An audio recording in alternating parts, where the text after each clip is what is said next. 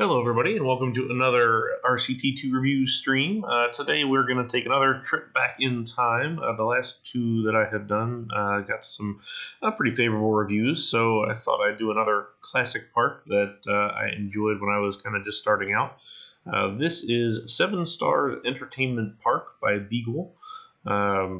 This was a year-by-year park that he was expanding over time, kind of in a realistic way. But unfortunately, it stopped at 1992, which is where we're going to pick up here today.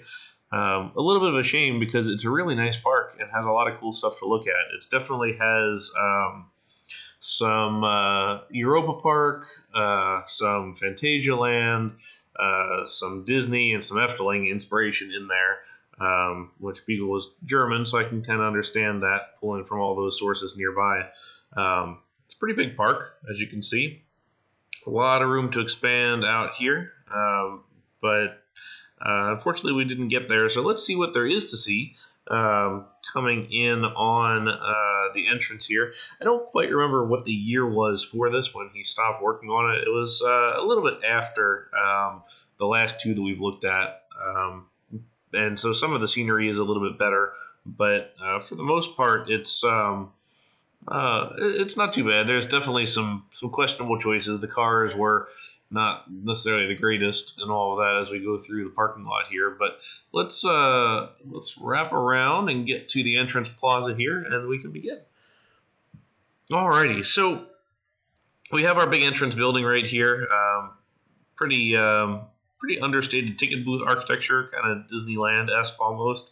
It's pretty simple, but double-sided on either side here for ticket booths. So this is definitely a park that was anticipating a large volume of guests for one. And we work our way in and then come through the gate on this side. No Disneyland train through here, but we actually get that further down on this side. But come into our main street as you typically would. A little bit interesting that the back of house for both of these structures here is totally visible from the front. I mean, even with some of the tree coverage, it's sort of a little bit odd in that the entrance almost kind of feels like an afterthought to what is in the park itself, because what's in the park is pretty well thought out, I think. So we get into this pretty ornate entry plaza using a lot of the little deco details in here and very kind of Victorian-y, gingerbread-y type detailing. So you have these buildings on either side in the front that don't necessarily have a service inside, although this one has information and an ATM location. So there's a little bit to see, and he's actually, with choosing this brick path, he's kind of carefully excluded some of these paths from being able to be walked on, which is probably good considering there's a lot of path in there, so you can kind of see the little gap here with the red sand underneath of it.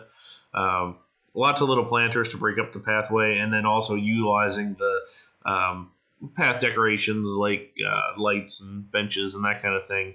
That's one of those things that can really bring to life your park. Is all those little details on the path itself. Really, all we're missing here is like some little carts and things like that, which I'm not sure the deco of the time could really support in a style that was accurate.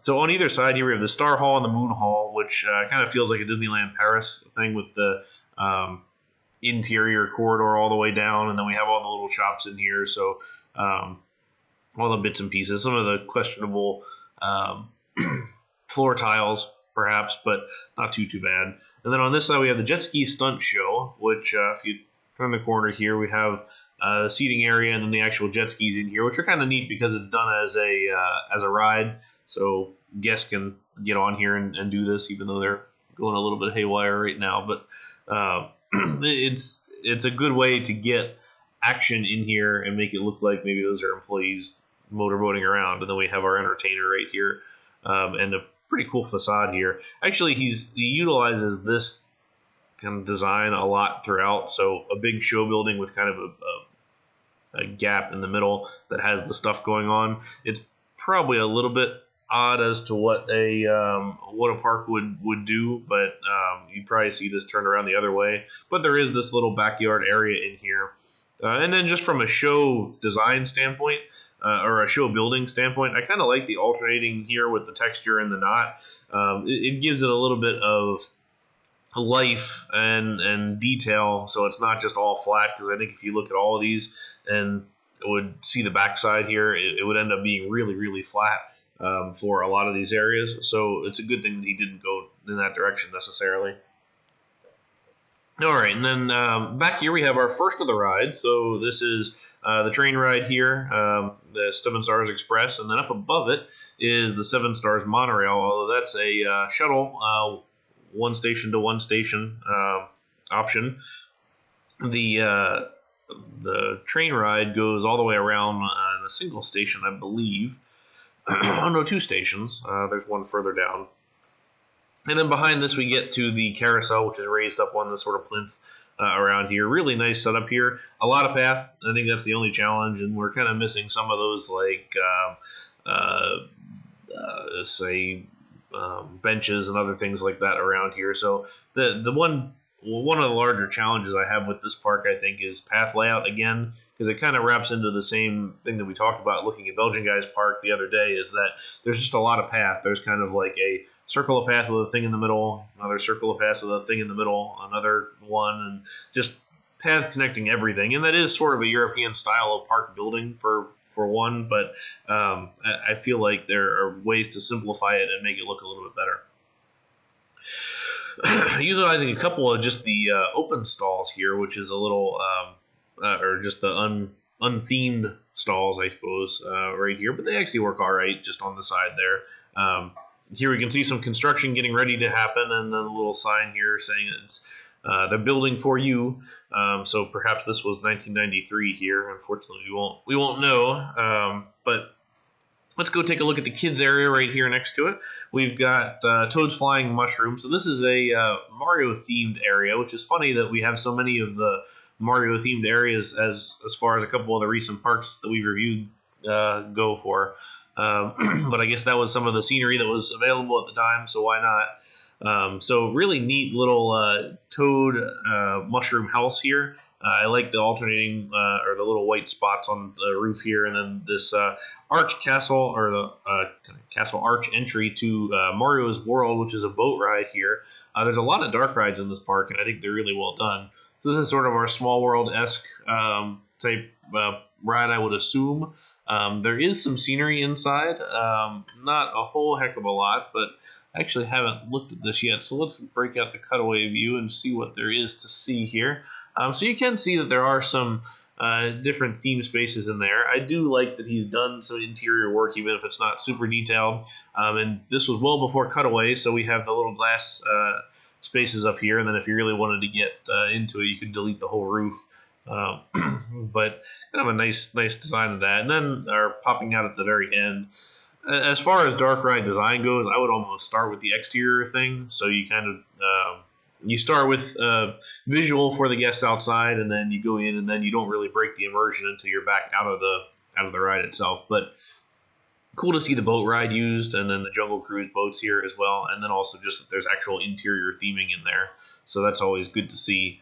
Another little information kiosk here, and then we get to Mario Kart, of course. Another ride here with some interesting cars. This is another custom ride that I don't think I've seen anytime recently. Pretty simple layout, pretty short layout, but nicely put throughout. Checkerboard used here pretty heavily, and then I do like how the monorail comes right across and cuts through to the station here, which the station's pretty neat. I do like how the 2 different kinds of deco pieces here give it a little bit of a dimension to it. So this ribbing in the gray is a little bit higher than the red. I think that looks pretty nice. Over here by the water, we have a little seating area, again with these pretty poor seat custom objects, which thankfully those have improved since. But a lot of nice stuff there, and then I do like this cool entry portal here, really taking this theme of this sort of peaked arched roof across the entire space here. So it fits a bunch of these, sort of has that fairy tale-esque feel to it, especially this little archway for the train. Coming over to this side, we get to our first coaster. So this is Yoshi. simple enough. Looks like it's a custom Vekoma or Zero. We can go either way. It's a Zero track, but generally these kind of things are intended as a Vekoma. A nice curving drop around this water feature here into a little airtime hill, and he looks up through the castle and dive down over this water feature here. One airtime hill and two airtime hills, and then we have this almost figure 8-ish finale into the breaks.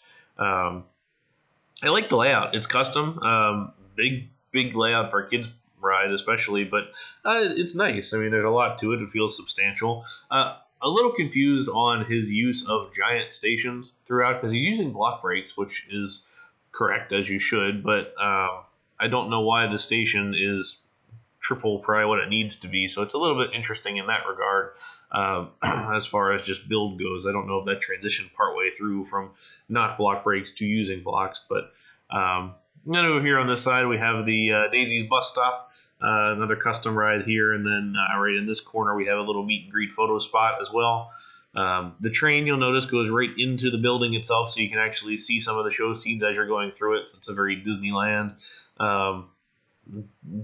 design for one, and then over here we have a stage show as well, utilizing the scenery as well as some of the entertainers with a little bit of a seating area here, and then using the peeps to give it a little bit of life. So pretty good as far as a kids area goes. Stays on theme. It's a little large perhaps and disconnected again. Circle of path, circle of path, circle of path.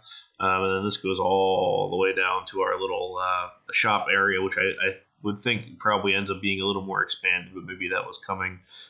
So, I mean, path design notwithstanding, I think this is a pretty strong little area here. All right, so let's continue along, and we get next into sort of, I guess, Dutch-ish facade here with some nice little facades and actually some pretty good detailing for the time, for the scenery that was available and what there was to work with. There's actually a lot of pretty nice details in here. So inside we have a skating rink, ice review show. So there's a skating show, and then on the other side here, alongside our pretty sizable path here, I don't know if this was meant to be just an open plaza or if it was a show place or whatever. We have our pretty substantial dark ride on this side, so this is our pirate-themed kind of Peter Pan-esque coaster, I suppose. So we have the Peter Pan cars here with the Peter Pan flying ships. That was an amazing Earl ride from back in the day, and not too much dark ride space. For as big as this show building is, I almost would have expected a little more dark ride. Let's see out of curiosity if anything was done in here. As far as theming goes, there was not, so we only got lucky on the other one. We can kind of see it pop out here, pop back into the building, and then go over top of the path, which I always like. It gives a little bit of path interaction for everything below it. Putting the supports in the planters here, so this is all divided up. And then going back into the space, going up the lift hill, and then we have this big kind of dive here. So it has a similar feel to Efteling's Flying Dutchman coaster, where it has some dark ride section, then it has a lift, and then this sort of out and back type drop, and then head back into the building itself. Huge drop and a little bit fast on some of these corners here. Not necessarily what you might want to see, but not too bad, I don't think. But I do like this little lookout tower that they have here, as far as being able to put the guests up there. And since he knew that the general RCT peeps weren't going to go up there, he plopped a couple of little stock peeps in there, which I think is a nice touch, just so that it kind of shows what it's used for. Have a nice little, or well, not little, this is pretty big windmill here with a burger shop underneath and a good little seating area surrounded by the plants. This feels very European theme park, which I like. It has that sort of nostalgic classic feel to it. Over here we have the spinning teacups out in this little island surrounded by a moat. So queue on the one side and exit on the other side, and then really surrounded by an entire plaza worth of buildings. So this feels very Europa Park, for example, where we have a ride anchoring something that circles around. Inside here we have a show theater again. So definitely a good heavy emphasis on the shows here, which are a little bit hard on RCT because there's not a whole lot for you to look at with the shows, and it can be a little bit repetitive almost. But I like that there's an indication of that's what's being done here, just because that's really what this park would be focusing on in some aspects. No rides in any of these buildings in here, just some little shops and things. So iced tea and waffles and chicken and things like that. Then we wrap around, and here is a little boat ride. So this is a little bumper boat themed area through not a whole heck of a lot. It's really just an oval. There's some landscaping in there, but I'd almost would have expected a little more theming throughout. But let's jump over to the other side. This is the German side. So this is Holland. As you can see, the little name sign on this side, and same over here through the building itself.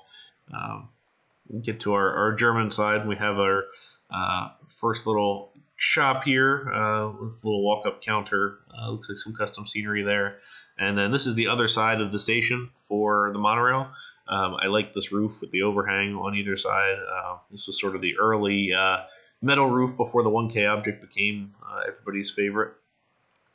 A couple of rides to look at here. First of all, we have a roundup ride over here that's kind of nestled in between the buildings, and actually I think looks really nice because we have this big show building that acts as the facades for both Holland and for the German side. Also has the show inside here, which is loaded up from the German side. We have our nice little kind of storybook looking houses here with all the wood timber frame details. Roundup's sort of an odd choice for a nice park like this. It's usually reserved for fairs, but the selection was limited, so I get it.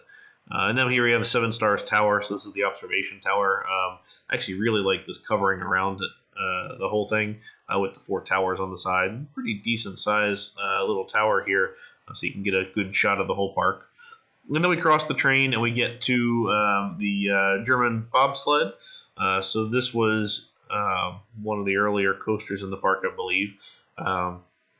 Definitely has that Europa Park feel where you kind of walk through the center and you can queue up to the different areas here. A bunch of trains, so 3 trains here. Again, using block brakes, but still having an inexplicably long station. So again, a little bit strange there. I do like that each of the trains has a different color, which is pretty on brand for bobsled coasters. I don't think, and yeah, we can confirm it, there's no mid-course brake run on the coaster, which is a little bit strange considering most of the mock bobsleds, actually I think not all, most of the mock bobsleds have a mid-course brake run to run more trains in there. But this is a pretty typical layout for that. It doesn't do too much. It's all big corners for the most part, a little tighter one here. I do like how it works through the buildings here. So it comes through this one building, comes out the other side, and then pops in on this one, utilizing the corner here with the helix. And then these rocks are a bit much. I think there could be used with a little more subtlety, but not too bad. I mean, it works reasonably well. I think the one challenge you get into this German section is that all the architecture gets to be a little bit samey. So thankfully the wall textures are different enough, but the roof textures are pretty much the same throughout. So that's a bit of a challenge for variation and just trying to make it look a little bit different. All right, so let's continue along, and we get to our next area, which I don't see a sign telling us specifically where we're going, but we're going into the Spanish Mexican type looking area. The first thing we get to here is El Loco. This is a mock powered coaster, which is nice to see because you really don't see powered coasters very often in the game. Pretty simple layout, but all of these are pretty simple.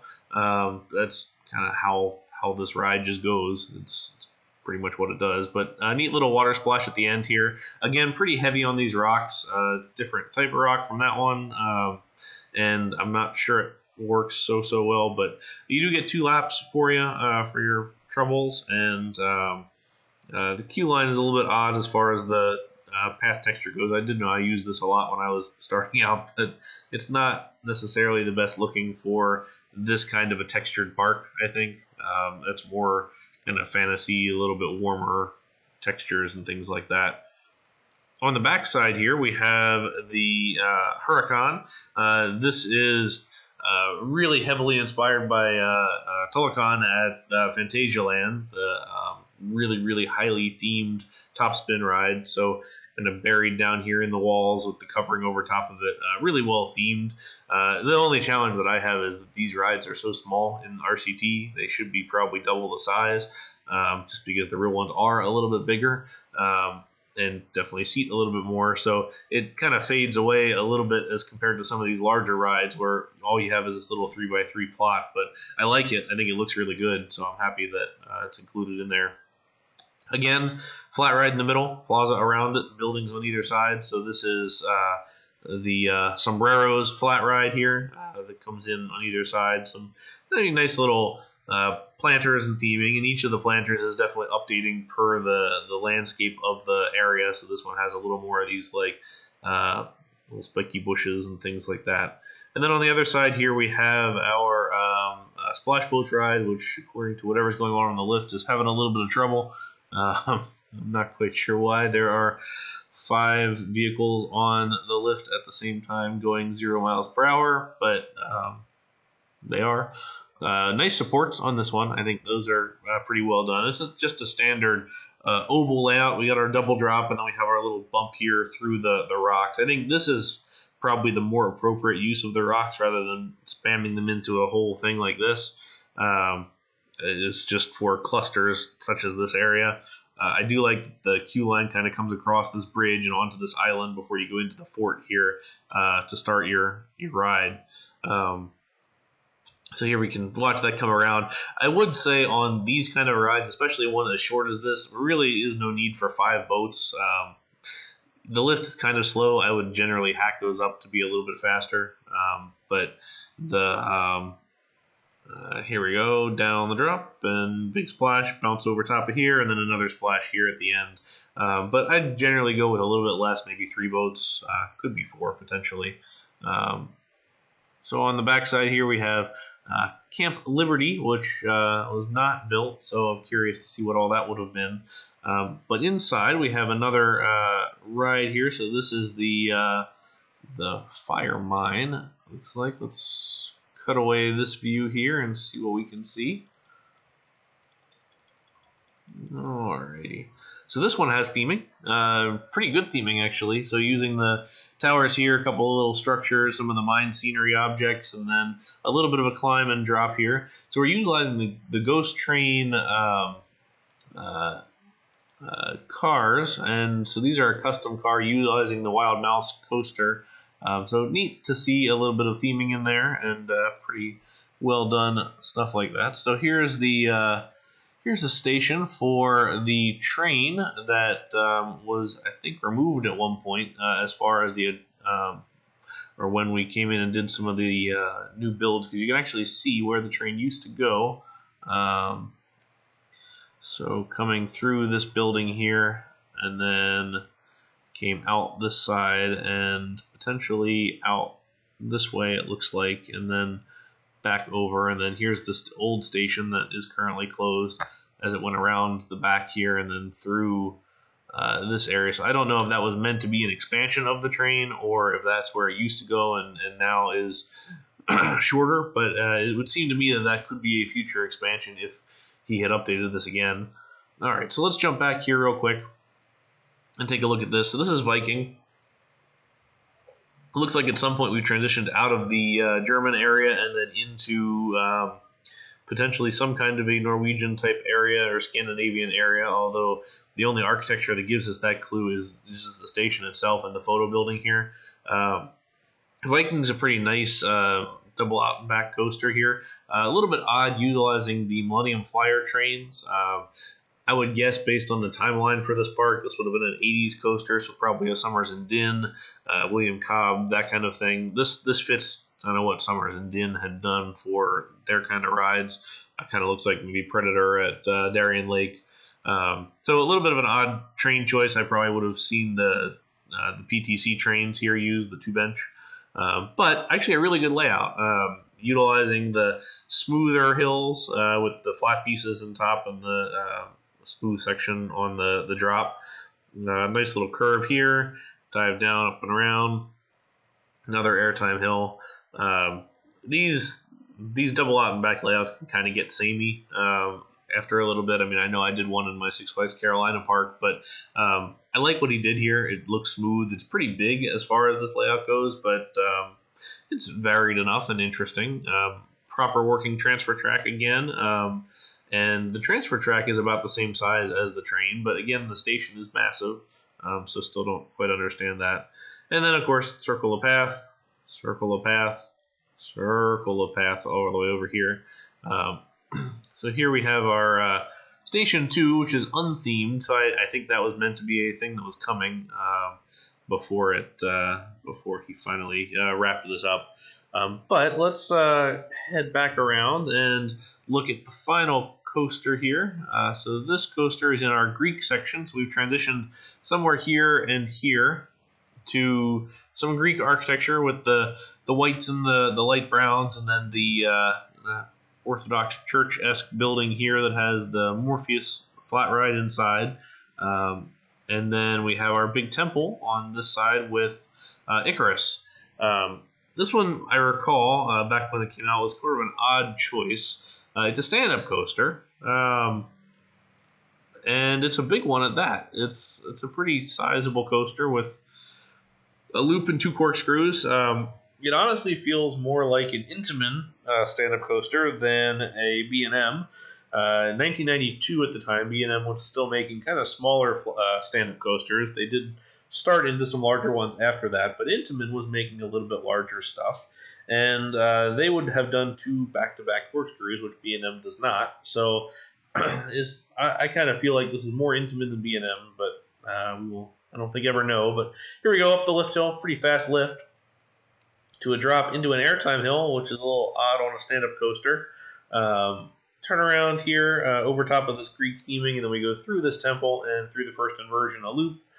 Still moving pretty darn quick right here into this helix at 48 miles per hour, almost to 50. Go through the mid-course brake run, and then we slow down a little bit to the second area here. Another airtime hill. Almost stalls it right there, so that would not be recommended. And then a little bit slow, some pacing issues through this entire area. I do like this wrapping around the temple through the double cork, up and over and into the brakes. As far as layouts go, it's interesting. It definitely kind of wraps this area here, and I like some of the different setups. Like this dive through the temple here is cool. I like this circular element around this temple on the island, and then we have this boat ride here that kind of wraps around the Odysseus ride, which has a little galleon theme to it, which you can kind of see there a little bit. So that's kind of nice, and seeing some of that. It's not really a great layout as far as a stand-up coaster goes. These airtime hills are probably not what you want to do, and this pacing is a little slow through that section. So not necessarily the choice I would have made there, but being that it was 1992, there weren't a whole lot of larger coaster B&M options. You kind of could have gone for Arrow or Vekoma or something like that, but a question for something like we probably will not get an answer for. But again, the rocks here used pretty darn heavily with the bits of trees and scenery thrown in there. I think maybe a little bit too heavily still, so we kind of got this entire wall of rock on the backside. But you can kind of see that actually when you zoom out a little bit, just how heavy the rock is here. You can't even see the ride. All you see is the coaster, the rocks here, and then also the rocks behind. So not a whole heck of a lot left. But it's kind of a shame because there was a lot of space back here to expand into, and I really would have liked to have seen this park opened up into the 2000s and see where the park went, because it was clear that being expanded pretty fast, and there was a lot of pretty interesting dark rides and good architecture, definitely following the Europa Park feel of different countries or regions for theming. And it looked pretty good. Honestly, some of these facades, some of the detail on these facades holds up pretty well today for theming wise. I think there's a lot of nice theming to this. The different colored roof pieces and everything. I like. I think it looks good. Um, so I'm a pretty big fan. This is one that I remember following pretty closely as it was going year by year, and being kind of disappointed when it stopped. So, like we said, I don't think it would ever pick up again because I know Beagle has not been active for a number of years. But what we have here is really nice, and I do like when somebody can successfully do the year by year parks like this and do it in kind of a convincing manner. And I'd say this one was done in that convincing manner. So that's where we'll end for today. Definitely check out this park once New Element is back up and running. I'll put the download link in the description. If you'd like to have any of your parks reviewed, please let me know. Just leave a comment, and I will add it to the queue and try and get to it as quickly as I can. Thank you again for watching. This is 7 Stars Entertainment Park by Beagle. I hope you enjoyed the stream. Thank you very much.